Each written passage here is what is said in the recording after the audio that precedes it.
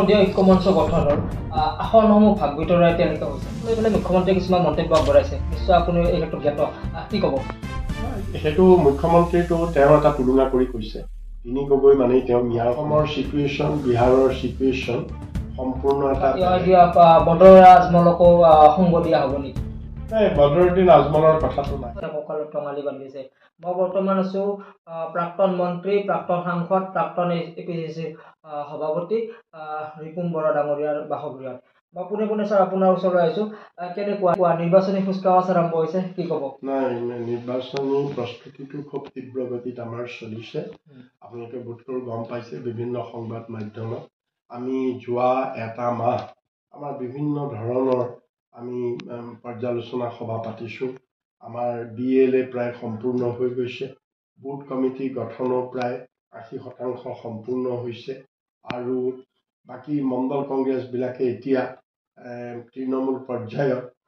নিৰ্বাচনৰ কাৰণে প্ৰস্তুতি চলাই আছে সমাগত বিহাৰৰ নিৰ্বাচনৰ ফলাফল দিলে ইয়াৰ ক্ষেত্ৰত ক'ৰবাত অসমত প্ৰভাৱ পৰিব নেকি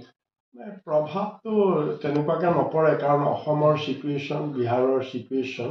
সম্পূৰ্ণ এটা বেলেগ আৰু তাত ইলেকশ্যনৰ ইছ্যু বেলেগ আৰু ইয়াত ইলেকশ্যনৰ ইছ্যু বেলেগ গতিকে সেইকাৰণে প্ৰভাৱ নপৰে বিহাৰৰ কথাটো এটা সম্পূৰ্ণ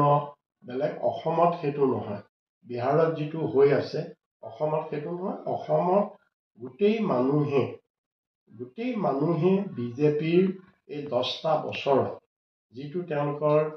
প্ৰতিষ্ঠান বিৰোধী আৰু যিবিলাক বিজেপিৰ সীমাহীন দুৰ্নীতি আৰু যিবিলাক তেওঁলোকৰ সাম্প্ৰদায়িকতাবাদ এইবিলাকত মানুহ একেবাৰে অতিষ্ঠ হৈ গৈছে মানুহ অতিষ্ঠ হৈছে আৰু মানুহে সেইকাৰণে বিজেপিৰ বিকল্প বিচাৰিছে তিনি গগৈক লৈ পেলাই মুখ্যমন্ত্ৰীয়ে কিছুমান মন্তব্য আগবঢ়াইছে নিশ্চয় আপুনি এই ক্ষেত্ৰত জ্ঞাত কি ক'ব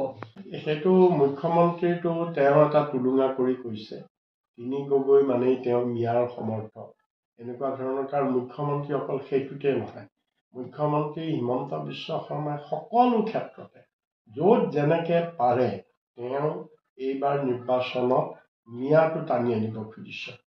মিয়াক মুছলমানক তেওঁৰ কথাটো হ'ল যে অন্য উপায় নাইকিয়া বিজেপিয়ে অন্য ধৰণে তেওঁলোকে নিৰ্বাচন কেৱল জিকিব নোৱাৰে আৰু সেইকাৰণে কেৱল হিন্দু মুছলমান কৰিবৰ কাৰণে অকল হিন্দু আৰু মুছলমান কৰি মানুহক দুভাগত বিভক্ত কৰি এটা হিন্দুৰ আৱেগ সৃষ্টি কৰি তেওঁলোকে জিকিবৰ কাৰণে এটা মুখ্যমন্ত্ৰীয়ে অপচেষ্টা চলাইছে আৰু সেইকাৰণে আমি দেখিছোঁ য'তে ত'তে তেওঁ সুবিধা পালেই মিয়াৰ কথাটো তেওঁ টানি আনে এইটো তেওঁৰ এটা স্বভাৱত